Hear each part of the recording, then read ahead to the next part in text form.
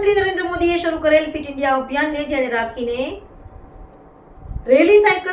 Cycle રેલીનું આયોજન કરવામાં આવી રહ્યું છે। ત્યારે વડોદરા શહેર પોલીસ દ્વારા ફિટ ઇન્ડિયા ચળવળ પર સાયકલ રેલી યોજવામાં આવી હતી। ફિટ ઇન્ડિયા અંતર્ગત વડોદરા શહેર પોલીસ દ્વારા યોજાયેલ સાયકલ રેલીમાં પોલીસ કમિશનર નરસિમ્હા કુમારના અધ્યક્ષસ્થાને યોજાઈ હતી।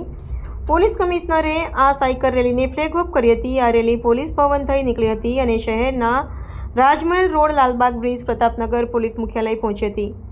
આ રેલીમાં વડોદરાથી લંડનનો સાયકલ ઓરવાસ કરનારી નિશા કુમારી સાયકલ લઈને જોડાઈ હતી। વડોદરા શહેરના નગરજનો અને સાયકલિંગ ક્લબના સભ્યો મોટી સંખ્યામાં જોડાયા હતા। આ થીમ ઉપર ફિટ ઇન્ડિયા મૂવમેન્ટ અંતર્ગત આપણે એક સાયકલ રેલીનું આયોજન કરી છે।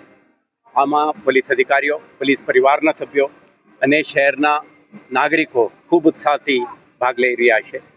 પણ પ્રયાસ છે કે ગવર્મેન્ટ ઓફ ઇન્ડિયા અને ગવર્મેન્ટ ઓફ ગુજરાત તરફથી જે નાગરિકોના સ્વાસ્થ્ય માટે જે અભિયાન છેડી છે આમાં હિસ્સા બનવાની અને દરેક નાગરિક પોતાના પરિવાર સાથે, ઇષ્ટ મિત્રો સાથે અને હાઉસિંગ સોસાયટીમાં રહેતા એમના અન્ય નાગરિકો સાથે દરરોજ પોતાના સ્વાસ્થ્ય માટે આધા ઘંટા નિકાલે અને વોકિંગ, જોગિંગ, રનિંગ કે કોઈ પણ પ્રકારની ગેમમાં પાર્ટિસિપેટ કરે, જેથી કરીને સ્વાસ્થ્ય બની રહે, એક સ્વસ્થ નાગરિક દેશ નિર્માણમાં પોતાના ફાળો આપી શકે અને હેલ્ધી જીવન જીવીને સાર્થક જીવન અપનાવી શકે એવા એક અભિગમથી આજનો આ કાર્યક્રમ ફ્લેગ ઓફ કરી છે।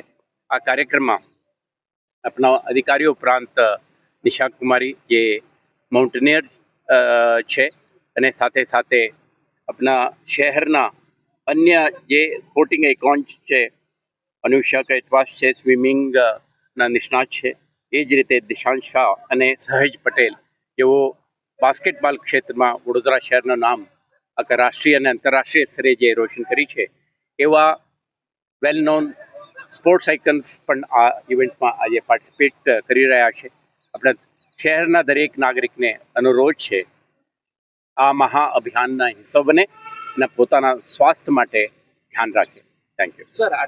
અત્યારે આપણે જે આધુનિક યુગમાં જે રીતે ટેકનોલોજી આપણા જીવનના હિસ્સો બની ગયું છે અને આપણા દરેક સ્તરે પ્રોફેશનલ લાઈફ કે ખાનગી જીવનમાં પણ આજે જે સ્ટ્રેસ અને આના કોન્સિક્વન્શિયલ હેલ્થ ઇશ્યુઝ છે આને ધ્યાને રાખીને દરેકને આજે તારીખે જરૂરી છે ફિટનેસ માટે બહાર નીકળીએ, થોડું ફિઝિકલી એક્ટિવ બનીએ અને પોતે પણ ધ્યાન રાખીએ તો કદાચ મેડિસિનથી દૂર રહી શકીએ અને એક સુદીર્ઘ સફળ જીવન, સ્વાસ્થ્ય જીવન જીવવામાં સફળતા મળશે।